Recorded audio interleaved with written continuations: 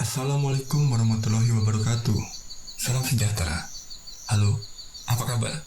Saya doakan semua dalam keadaan sehat, bahagia, dan sejahtera. Amin. Selamat datang di channel Merindingers dan terima kasih karena sudah klik dan nonton video ini. Semoga para Merindingers dapat menikmati ceritanya. Bila teman-teman merasa terhibur, silahkan klik tombol like. Dan untuk cerita-cerita berikutnya, silahkan klik tombol subscribe sebagai bentuk support kalian. Baik, langsung kita masuk ke cerita dan kita merinding bersama.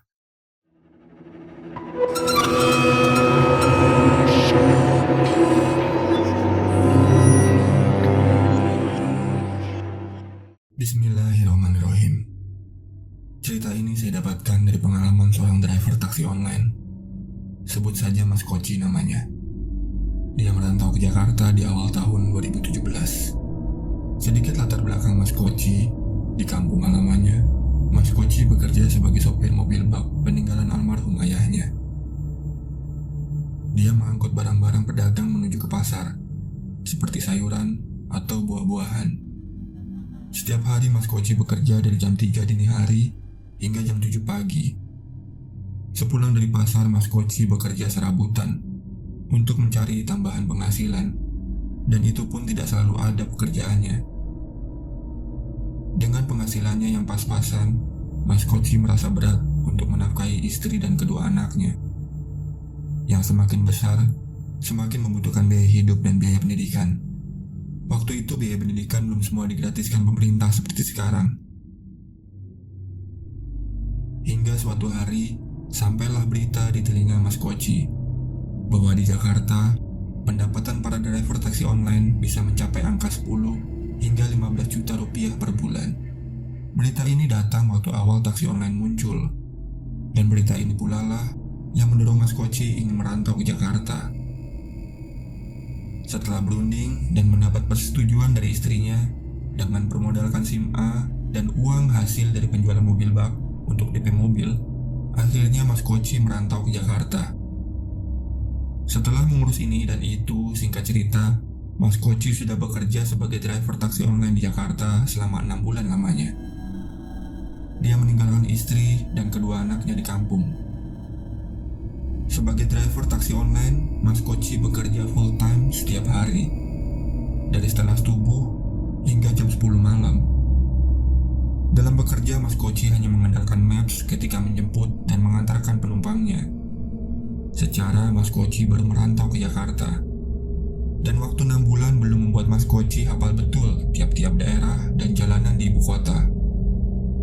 Hingga suatu hari Mas Koci mengalami kejadian yang berbau mistis, tidak masuk akal, dan tidak terlupakan. Pengalaman inilah yang Mas Koci ceritakan kepada saya. Begini ceritanya. Hari itu, di pertengahan tahun 2017, cuaca kurang bersahabat. Siang hari, panas matahari bersinar terik sekali. Menjelang sore hari, tiba-tiba hujan deras mengguyur kota Jakarta, lalu gerimis hingga malam hari. Cuaca seperti ini membuat jalanan di Jakarta kusut karena kemacetan. Dan kemacetan sangat menguras energi Mas Koci sebagai seorang driver. Waktu berlalu hingga menunjukkan pukul 9.30 malam. Ada order yang masuk ke aplikasi. Mas Koci awalnya sempat ragu-ragu untuk menerima orderan itu. Mas Koci merasa sangat lelah. Dia ingin segera pulang, karena posisinya saat itu sudah dekat dengan kontrakannya. Ditambah lagi, tujuan dari order yang masuk ini membuat Mas Koci semakin jauh dengan arah dia pulang. Tapi argo yang tertera membuat Mas Koci berubah pikiran, yang akhirnya dia memutuskan untuk menerima orderan itu. Lalu Mas Koci melaju menuju ke titik penjemputan. Sampailah Mas Koci di lokasi penjemputan dalam 15 menit. Daerah itu adalah daerah yang Mas Koci belum pernah datangi sebelumnya. Lokasinya sepi. Di kiri dan kanan jalan itu adalah wilayah pergudangan, tapi sudah tidak ada aktivitas pada malam hari itu. Calon penumpang sudah berdiri tanpa payung di bawah gerimis hujan di atas trotoar, dan dia seorang perempuan. Sekilas tidak ada yang aneh dengan perempuan itu. Sebut saja Simba. Simba ini mengenakan kemeja kembang-kembang berlengan pendek dan celana panjang gombrong berwarna coklat muda. Yang sedikit mengganggu pikiran Mas Koci saat itu adalah Simba ini kulit muka dan tangannya terlihat putih sekali. Padahal jelas Simba ini bukan bule atau cindo. Putih kulitnya itu seperti orang yang pucat karena sakit keras. Paras wajahnya cantik sekali menurut Mas Koci. Rambutnya panjang terurai, tapi tatapan matanya kosong. Terlihat jelas saat mbaknya bertanya kepada Mas Koci, yang memastikan bahwa Mas Koci adalah taksi online pesanannya. Lalu Simba membuka pintu, masuk mobil, duduk manis, dan sisanya Simba hanya diam membisu. Yang teringat amat sangat di benak Mas Koci kala itu ialah wangi parfum Simba cantik. Wanginya wangi bunga, harum sekali, mengalahkan bau pengharum mobil Mas Koci. Setelah menjemput penumpang, Mas Koci lanjut menuju titik pengantaran di aplikasi. Mas Koci adalah sosok yang cukup islami, karena masa SMP dan SMA-nya dia lulusan pesantren. Kebiasaan-kebiasaan yang baik terbawa hingga sekarang. Malam itu, untuk menghilangkan rasa kantuk yang sudah mulai datang, Mas Koci berzikir dan bersolawat, hanya dengan suara yang lirih, hanya seperti orang yang menggumam, gremeng kalau kata orang Jawa bilang.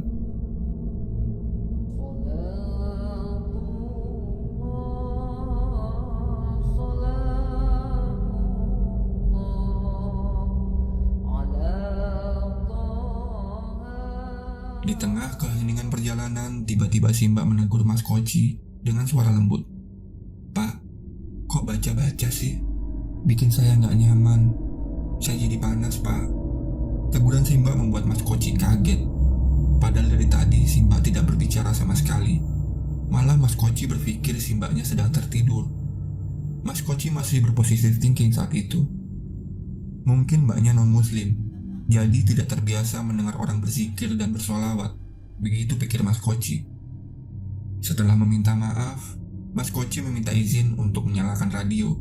Dia ingin memecah keheningan dengan mendengarkan lagu-lagu dari stasiun radio favoritnya, radio dangdut dan campur sari. Tapi suara yang keluar dari radio bukanlah lagu kesukaannya, melainkan musik instrumental soft jazz yang seumur-umur tidak pernah Mas Koci suka.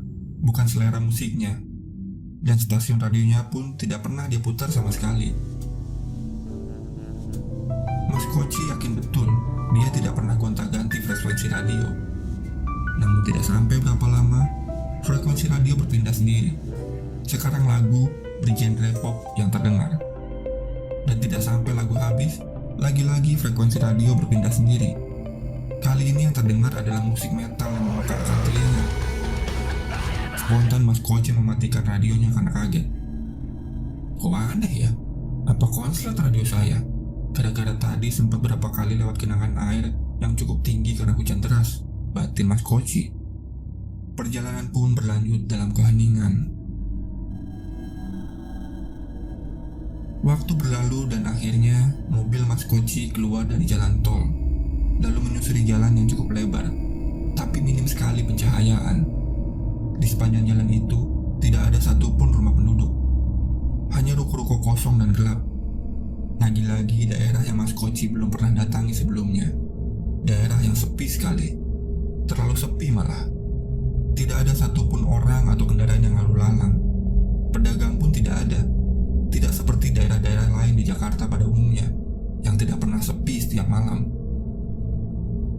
Akhirnya sampailah Mas Koci di titik pengantaran. Terlihat sebuah gapura bertuliskan nama sebuah perumahan. Tepat di sebelah gapura itu, Mas Koci memarkirkan mobilnya. Tidak terlihat ada security yang berjaga di gerbang perumahan itu. Dan seperti biasa, Mas Koci mengucapkan semacam SOP yang dia buat sendiri sebagai driver taksi online. "Sudah sampai ya, Mbak? Hati-hati dan pastikan jangan ada barang yang tertinggal," ucap Mas Koci sambil menoleh ke bangku belakang penuh dengan senyuman. Namun seketika senyum Mas Koci hilang karena melihat bangku belakang kosong melompong. Padahal sedari tadi tidak ada suara pintu mobil yang dibuka. Lagi pula, bila pintu mobil dibuka, maka lampu dalam kabin otomatis hidup. Tapi itu tidak terjadi. Mas Koci pun celingukan, tengok ke kiri dan ke kanan. Simba juga tidak terlihat di luar mobil. Benar-benar sepi tidak ada seorang pun. Yang membuat mata Mas Koci melotot saat itu adalah papan di gapura yang bertuliskan nama sebuah perumahan tadi berubah menjadi tulisan tempat pemakaman umum. Dan ruko-ruko yang terlihat sebelumnya semua berubah menjadi kuburan-kuburan. Badan Mas Koci terasa kaku. Tiba-tiba hawa dingin melebihi dinginnya AC mobil menyelimuti dirinya. Seluruh bulu kuduk Mas Koci berdiri. Sontak Mas Koci berteriak, "Astagfirullahaladzim!" Sadar dengan apa yang terjadi, Mas Koci langsung putar arah. Dan saat mobil Mas Koci berputar arah, tepat di depan mobil Mas Koci, si Mbak tadi berdiri di sana. Tapi kali ini, wajahnya jauh dari kata cantik. Kulit wajah penuh dengan luka sayatan. Rambut basah tergerai tak terurus. Pakaiannya compang-camping penuh darah. Dan kedua bola matanya merah menyala. Tanpa pikir panjang, Mas Koci injak gas, menabrak si mbak hantu, lalu ngebut meninggalkan lokasi itu, sambil terus beristighfar. Mas Koci sempat melihat ke arah jam di dashboard mobil. Dia mencoba memperkirakan waktu untuk pulang. Saat itu waktu menunjukkan pukul 10.46. Bila mengikuti jalan yang tadi, perkiraan sekitar jam 11.30 Mas Koci sudah sampai daerah kontrakannya. Mas Koci coba untuk tidak memikirkan peristiwa yang baru saja terjadi. Tapi itu mustahil Mas Koci lakukan. Karena selama perjalanan pulang itu, Mas Koci terus mencium semerbak bau wangi bunga. Parfum si mbak berwajah pucat tadi membuat Mas Koci semakin merinding. Mas Koci hanya bisa membaca doa-doa dan ayat-ayat suci Al-Quran. Sesampai di kontrakan, waktu menunjukkan pukul 10.59. Mas Koci langsung mandi, lalu sholat. Mas Koci bersyukur dia bisa selamat sampai di kontrakan. Sebelum tidur, Mas Koci mencoba menghitung ulang waktu perjalanan tadi karena masih mengganggu pikirannya. Ia mendapat order jam 9.30, lalu menuju ke titik penjemputan dengan waktu 15 menit. Saat start pulang dari tempat Simba, waktu menunjukkan pukul 10.46. Tapi sesampainya di kontrakan, waktu menunjukkan pukul 10.59. Artinya perjalanan mengantar si mbak hantu adalah 1 jam lebih, dan pulangnya hanya memakan waktu 13 menit. Sial betul aku, waktu 13 menit kenapa jadi 1 jam lebih waktu berangkatnya? Gumam Mas Koci. Mas Koci juga menyempatkan untuk melihat riwayat perjalanan di aplikasi driver taksi online-nya. Dan ternyata histori perjalanan dengan si mbak hantu malam itu sama sekali tidak terekam di aplikasi. Mas Koci kembali merinding mengingat si mbak hantu dan kejadian tadi. Mas Koci hanya berharap bisa segera tidur malam itu. Sampai sekarang saya masih bingung, Mas. Saya yang halusinasi karena capek, apa emang saya dikerjain sama setan ya? Geluh Mas Koci mengakhiri ceritanya. Begitulah cerita misteri Mas Koci kepada saya tentang sosok si mbak hantu dan 13 menit di luar nalar. Konon orang bilang 13 menit identik dengan kesialan.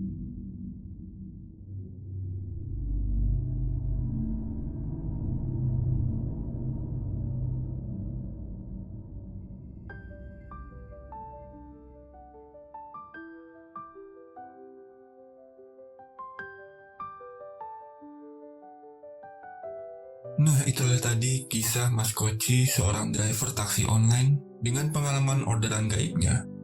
Saya ucapkan terima kasih karena sudah nonton video ini sampai habis. Semoga para merindingers dapat menikmati ceritanya. Jangan lupa share, like, dan subscribe-nya sebagai bentuk support kalian untuk channel ini. Sampai jumpa di cerita horor berikutnya. Salam merindingers dan Assalamualaikum warahmatullahi wabarakatuh.